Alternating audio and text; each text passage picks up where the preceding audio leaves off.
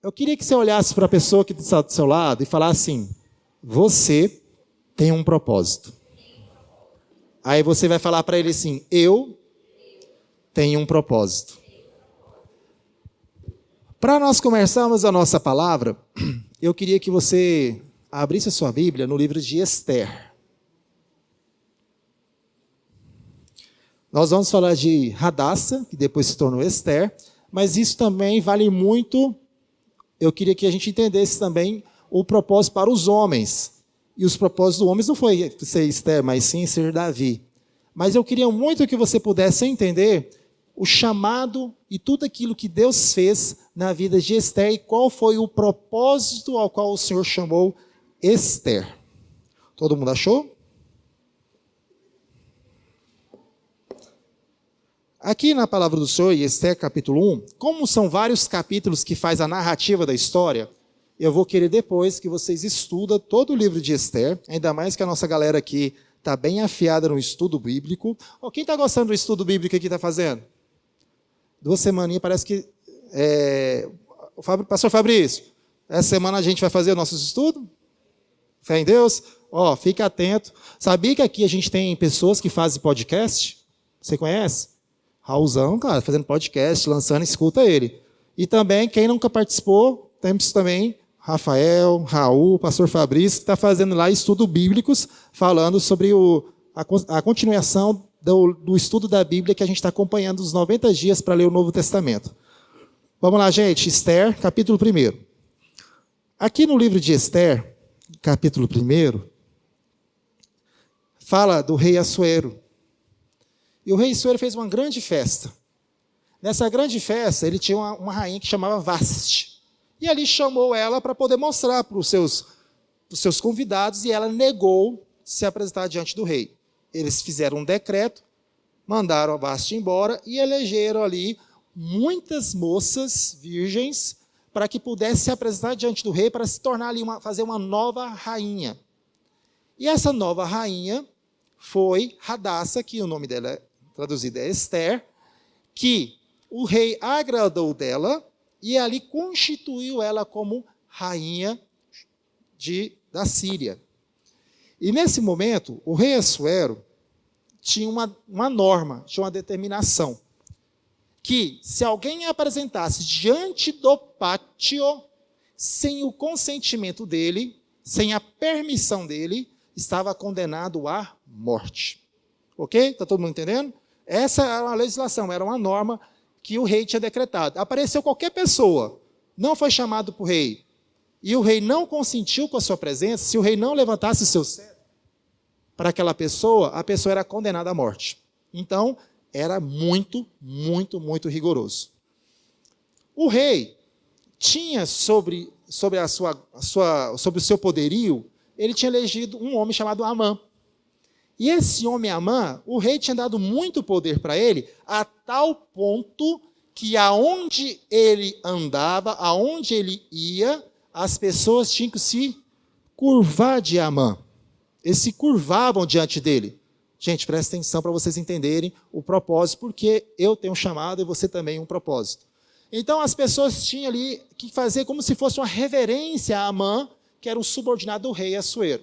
Passava todo mundo, Só que tinha certo homem chamado Mardoqueu, que era judeu. E ele, por ser judeu, por adorar e curvar tão somente a um único Deus, não se prostrava. E as pessoas falavam assim: cara, você não vai se prostrar diante de Amã, ao qual o rei constituiu ele como nosso superior? Ele falou: não. E chegou a tal ponto que as pessoas falaram assim: vamos ver se esse Mordecai é homem mesmo? Vamos ver se realmente o Mordecai é crente de verdade? Parafraseando, né? Vou falar para Amã. E Amã vai fazer uma prensa nele. Agora eu quero ver se ele não vai se curvar. Amã veio, juntamente com essa comitiva, sabendo que Mardoqueu não estava se curvando, passou e Mardoqueu não se curvou. Naquele exato momento, uma ira tomou tão forte ali de Mardoqueu, eu já estou passeando capítulo 2, capítulo 3 do livro de Esther, tá? Que ele falou assim: não é possível. E Amã, ele descobriu que Mardoqueu era judeu. E isso gerou tanta indignação e muito ódio, que ele não tão somente decidiu matar Mardoqueu, ele também decidiu matar todo o povo judeu por conta de Mardoqueu. Engraçado, né? A gente vai vendo assim, tanto esse ódio. Já reparou? Alguém tem reparado nos noticiários? Tanta gente falando, querendo destruir os judeus. Aí veio a época de Hitler, veio a época antigamente Nero. Todo mundo parece assim, com o propósito de destruir o povo de Israel. Mas graças a Deus até aqui o Senhor tem ajudado e não tem prevalecido. O Senhor sempre tem dado força e livramento a Israel. Mas ele tomou tanta ira, que ele decidiu. Amã falou assim, já sei, não só matarei o povo, não matarei somente Mardoqueu, vou matar todo o povo de judeu. Eu vou pedir para o rei fazer um decreto, que nesse decreto real, que não poderá ser revogado, a lei antigamente não poderia ser revogada. Hoje, nós que somos operadores do direito, sabemos que uma lei ela pode ser revogada. O Congresso Nacional pode criar uma nova lei, e essa nova lei ela pode revogar a lei anterior. Mas antes não poderia, principalmente se tivesse ali um selo. Então, Mardoqueu chegou até o rei, fez um decreto onde, num certo dia, no 12º mês, ali todo o povo que tivesse ao seu lado alguém judeu, deveria matá-lo, saqueá-lo e fazer tudo isso. E além de você fazer isso, matar, obedecendo a lei, o Amã também garantiu que estaria dando dinheiro, pagando a essas pessoas para que fizesse. Então, assim, nossa, o Tiago é judeu? Lucas, se você matar o Tiago, eu vou te pagar um dinheiro. Vou te recompensar pelo que você está fazendo. Olha a tamanha astúcia do inimigo, utilizando a vida de Amã para destruir o povo dos judeus. Pois bem, vamos lá. Mardoqueu, sabendo dessa história, vendo a carta circulando para todas as províncias, todas as cidades, entregando na mão de cada prefeito, cada sátrapa, que eram os prefeitos das cidades, ele ficou indignado a tal ponto que rasgou as suas vestes, vestiu pano de saco, cinzas na cabeça e foi lá na frente do palácio. E começou a andar, se debatendo, chorando. A rainha Esther, vendo lá do seu palácio, do seu cantinho, falou assim, o que está acontecendo? Vá lá, eunuco, conversa com ele para saber o que está acontecendo. Por que ele está vestido assim? Por que ele está dessa forma? Aí Mardoqueu mandou o recado para a rainha Esther. Olha, houve um decreto onde Amã, por mando do decreto real, determinou um dia específico, no 12º mês, para destruir todo o povo judeu. Ela ficou assustada, mandou roupa para ele, mas ele não quis vestir. E falou assim, agora presta atenção. Olha, interceda diante do rei. Ela, não, eu não posso me adentrar dentro da sala do rei. Se eu me adentrar dentro da sala do rei, sem o consentimento dele, eu vou morrer. Olha o que Mardoqueu falou para Esther. Falou assim, olha, você acha que se acontecer o fato de todo o povo judeu ser morto, você também ficará impune? Você é judia, então certamente você morrerá. Esther falou assim, vamos fazer o seguinte, vamos apregoar um jejum de 3 dias. Eu e todos os meus servos estarem jejuando, e também manda todo o povo judeu jejuar, porque eu irei me apresentar diante do rei. Se o rei me consentir, me dar a vida, maravilha. Mas se eu vier a morrer, morrerei. Porque Amã falou assim, olha que travei a língua. Mardoquai, saiu. Falou para Esther, será que não foi para este propósito? Será que não foi para essa finalidade que Deus te colocou como rainha? Será que você hoje não se tornou rainha aqui da Síria? Não foi com o propósito de resgatar, de salvar todo o povo judeu? Aí ela tomou essa posição. Ela jejuou juntamente com os povos judeus da época, juntamente com o seu parente, e jejuou durante 3 dias. E ali ela fez um compromisso, se apresentou diante do rei, e o rei estendeu o cetro para ela, e ela conseguiu levar toda a história, e assim depois eu quero que você leia, que ela conseguiu salvar toda a nação de Israel pelo seu compromisso do seu propósito, certo? Aí eu quero que você leia para você entender mais, só para deixar um pouquinho de história para você entender. Mas eu queria voltar agora no compromisso e no propósito que ela entendeu que ela tinha. Ela se salvou, e não somente ela salvou toda uma nação. Ela foi colocada à altura de rainha, e ela vivia numa condição junto com seu primo, porque a Hadassah, a Esther, ela era filha do tio de Mardoquai. Então, ela não tinha pai nem tinha mãe, era totalmente cuidada por seu primo, então ela não tinha nenhuma vantagem, mas Deus deu graça a ela e fez dela o quê? Uma rainha. Então Deus tirou ela do nada e constituiu ela como uma rainha com um propósito. Viver no palácio é maravilhoso? Uau! Ter servos te servindo? Uau!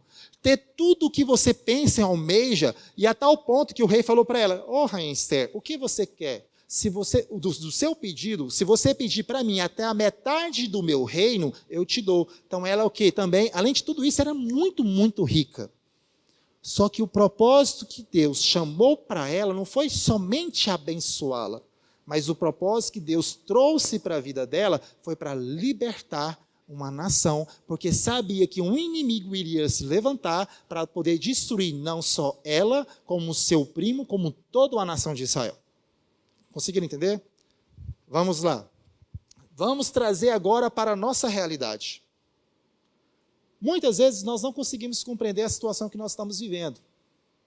Muitas vezes nós não conseguimos compreender a nossa origem. Vamos lá, gente.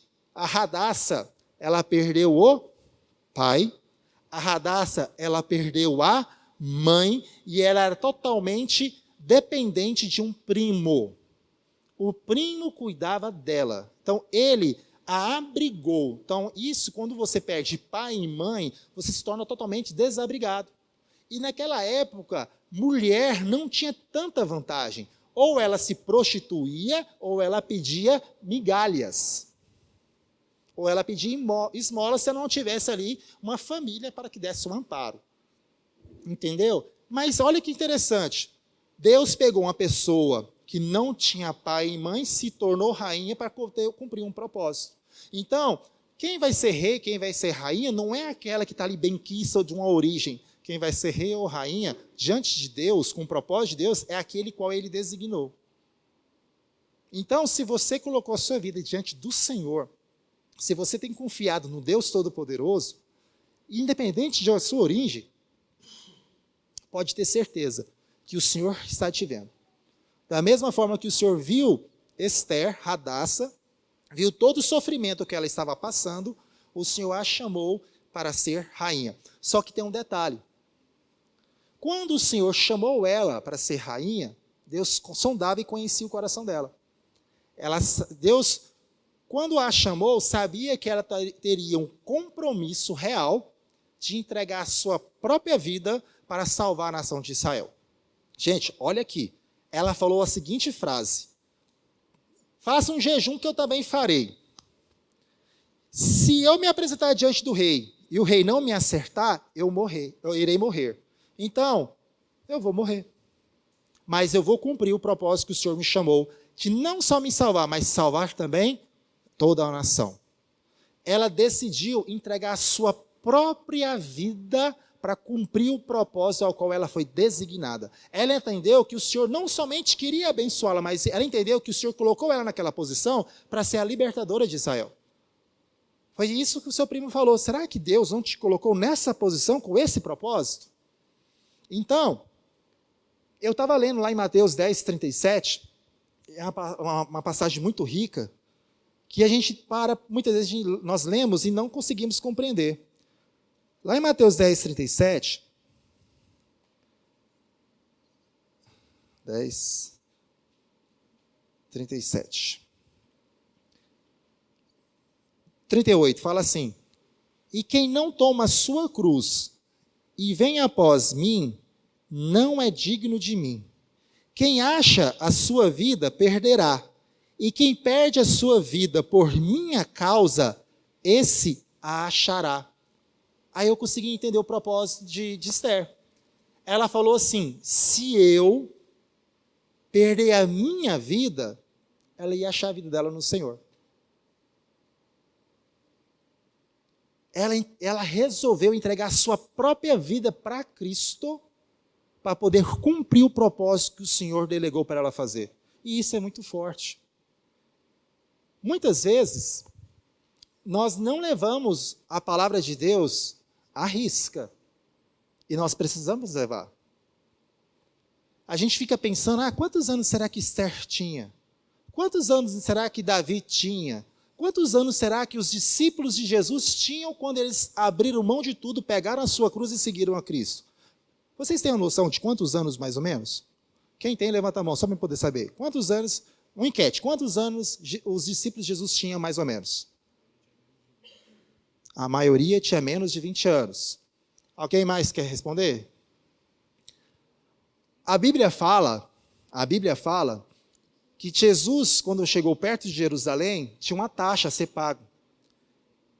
E essa taxa que era paga, os historiadores falam que era cobrado esse imposto apenas para aquelas pessoas que tinham acima de 20 anos. Jesus se direcionou a apenas uma pessoa para poder pagar esse imposto. Quem foi? Quem foi? Você lembra? Qual é o discípulo que Jesus se direcionou? Pedro. Pedrão, vai lá pescar. Você vai pegar um peixe, abre a boca do peixe, você vê um dracma, vai lá, paga o meu e o seu imposto. Os demais pode passar. Por quê? Os historiadores falam que a maioria dos discípulos era em torno de 16 a 18 anos. Adolescente. Quantos anos você tem? Entendeu? Mas sim, vamos parar para pensar. Aquelas pessoas... gente, a cultura judaica. Fabrício me corrige. O homem estudava o Torá de capa a capa. E tinha uma festa que eles faziam, que a idade de formatura deles, sabendo a capa era de 12 anos, não era? Só para vocês terem ideia, 12 anos, os meninos, os homens, já eram formados e sabiam a Torá, que é os 4 primeiros livros da Bíblia, de capa a capa, aos 12 anos de idade. Sabia ali a lei de Moisés, assim, como é o termo? Lips idem. Capa a capa. Aí a gente vai entendendo assim, caramba, uau. Então assim, gente, o que eu queria muito que vocês entendessem? O Senhor, quando Ele escolheu Esther, quando o Senhor escolheu Davi, quando o Senhor escolheu Mateus, Tiago, quando o Senhor escolheu Paulo, Pedro, quando me escolheu, quando escolheu você, Ele sabia que poderia contar conosco. E o mais interessante, que Ele sabia também que você era capaz de pegar a sua cruz e segui-lo. Muitos tiveram o privilégio de seguir a Jesus. Muitos, mas nem todos seguiram. Mas esses jovens, eles tiveram a audácia de abrir mão de tudo e seguir a Cristo, porque eles entenderam o propósito ao qual eles tinham. Eles não só salvaram a vida deles, como eles também foram instrumentos de Deus para salvar outras e outras pessoas. Quando a pessoa falece, pelo seu consentimento e seu conhecimento, sem Jesus Cristo como Senhor e Salvador, para onde essas pessoas vão? Vamos lá, gente, realidade. Se alguém falecer hoje, sem confessar que Jesus Cristo é o Senhor e Salvador, eles vão para o céu ou eles vão para o inferno? Responde. Boas obras salvam as pessoas? O dinheiro salva a pessoa? Quem Quem pode salvar uma pessoa? Não é Cristo? E como eles conhecerão Cristo se não tem ninguém que se levante para pregar? Porque a fé, ela vem pelo ouvir e ouvir a palavra de Deus. Olha aqui, gente, eu fico pensando, você, Luiz, uma vez só contou o testemunho de como Deus tem usado a sua vida. Mas o propósito que o Senhor fez não foi só para alcançar somente a sua vida. O Senhor quer usar a sua vida para alcançar a sua casa, a sua família e todos os seus amigos. Você parou para pensar que Deus confiou um propósito na sua mão? Que o Senhor confiou um propósito na minha mão? Que o Senhor confiou um propósito na vida de cada um porque Ele quer que você seja um instrumento na vida dEle? E isso, gente, precisa despertar em nós. Ano passado foi muito bom. Nós brincamos, nós curtimos, nós fizemos tanta coisa, só que não dá mais para a gente ficar só entre a gente. Não dá mais para nós contarmos testemunhas só entre nós. Não dá mais para a gente ver tantos e tantos jovens fora, se drogando, se perdendo, se prostituindo, se matando, sem conhecer o Salvador. Mas, pastor, ele quer usar nós, ele quer usar as nossas vidas.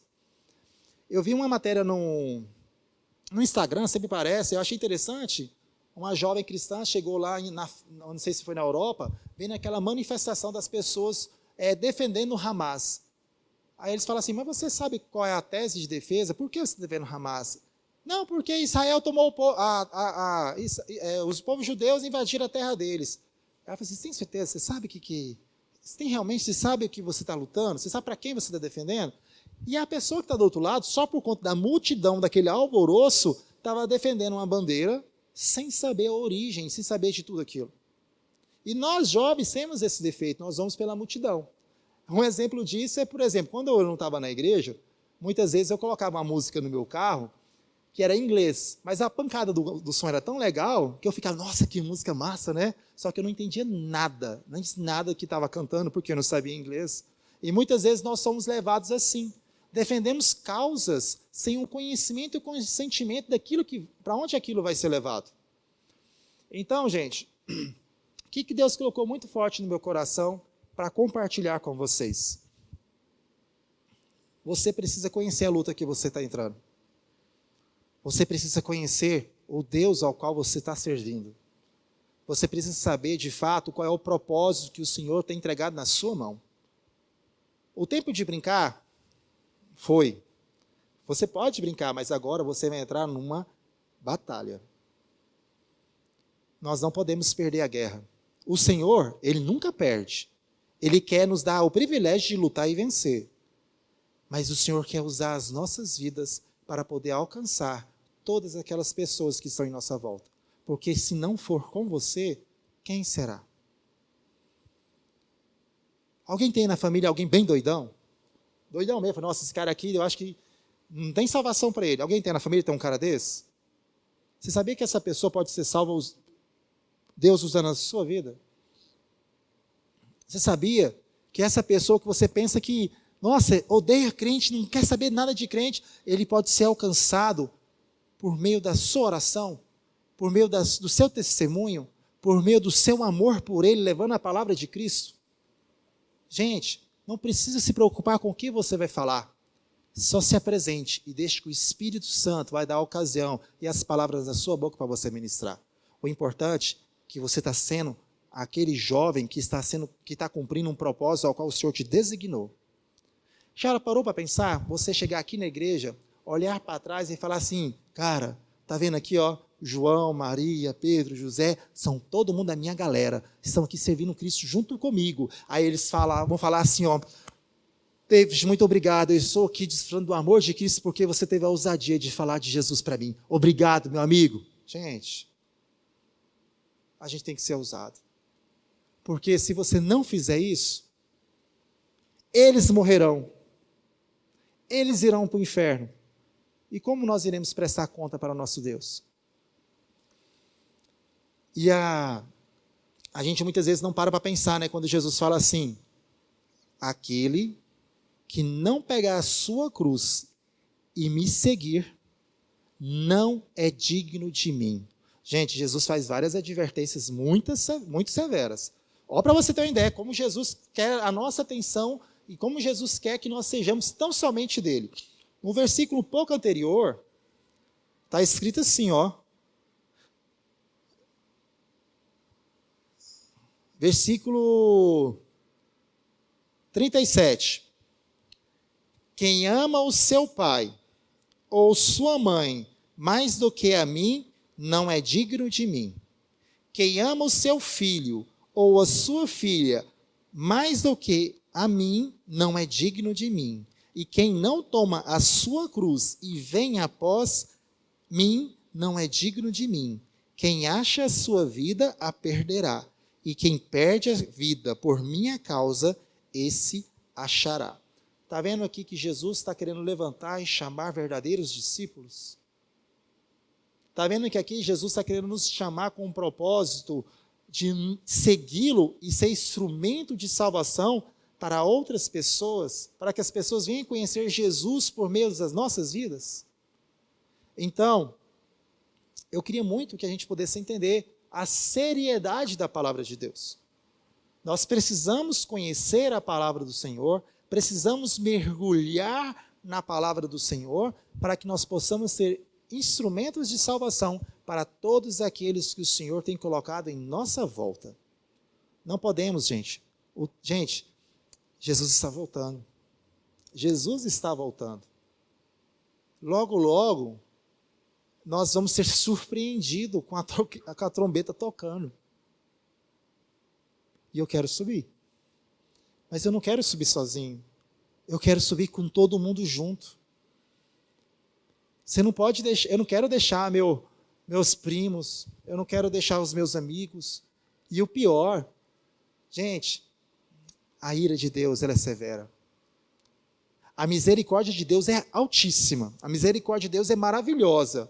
Mas a misericórdia e a graça de Deus só irão alcançar todos aqueles que crerem que Jesus Cristo é o Senhor e Salvador.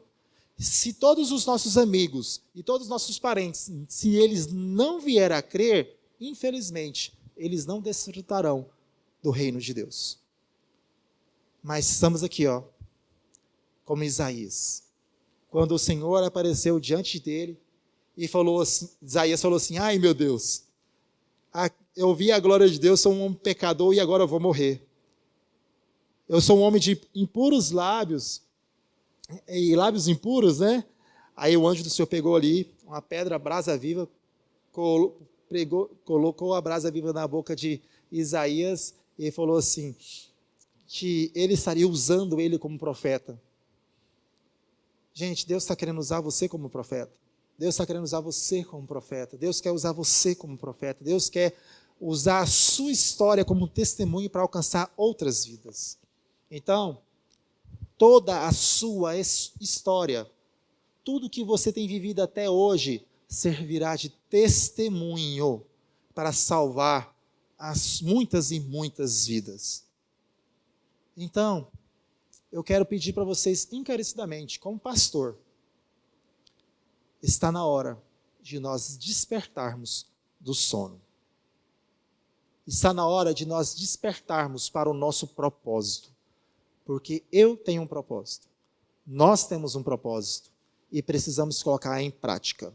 Porque se assim nós não fizermos, você acha que nós iremos sobreviver? Você acha que nós iremos permanecer bem? Não. Muito forte que Mardoquai falou para a rainha Esther. Você acha que se você não se levantar para interceder diante do povo, lá, diante do rei, você acha que você vai se tornar impune? Todo o povo vai morrer. Você acha que também você não irá? Então, o que isso quer dizer? Está na hora de nós abrirmos, como se diz, dobrar as nossas mangas, abrir, vestir a nossa armadura e cumprir o nosso propósito. Amém? Gente, eu queria tanto que vocês pudessem compreender tudo aquilo que foi ministrado. Eu queria tanto que vocês pudessem entender do valor que o Senhor está confiando, do dom, do talento que o Senhor está confiando nas nossas mãos, que se você entender, se você captou a mensagem que o Senhor quer, está te entregando diante da sua presença, diante de você agora, está entregando, e a confiança que Ele está entregando nas nossas mãos é tão grande, que nós vamos compreender assim, eu preciso pegar a minha cruz, colocar nas minhas costas e seguir o Senhor. Ele quer que você ame Ele mais do que tudo. Ele quer que você vive por Ele mais do que tudo. Se for necessário você morrer por amor a Cristo, morra. Morro eu também, mas nós iremos cumprir o propósito ao qual o Senhor nos chamou. Então, gente, eu queria muito que a gente guardasse toda a timidez. Eu queria muito que a gente guardasse todo o medo. Eu queria muito que a gente jogasse fora tudo aquilo que nos faz cego. E a gente tivesse a ousadia de seguir a Jesus. Pedro, André, Tiago e João eram pescadores. Quando o Senhor os chamou, a palavra do Senhor fala que imediatamente seguiram a Jesus. Eles tinham um labor, eles eram pescadores, tinham um ofício, uma profissão. Eles, quando entenderam ali que o Senhor chamou eles com o propósito de serem pescadores de homens, eles abriram mão de tudo e seguiram o Mestre. Isso é coragem, isso é ousadia. Mas quando o Senhor nos chamou, Ele está pedindo isso também. Que nós possamos segui-lo. Eu não estou falando para você abrir mão de tudo agora nesse exato momento. Porque pode ter certeza que se for para você abrir mão até do seu ofício, na hora certa o Senhor vai te chamar.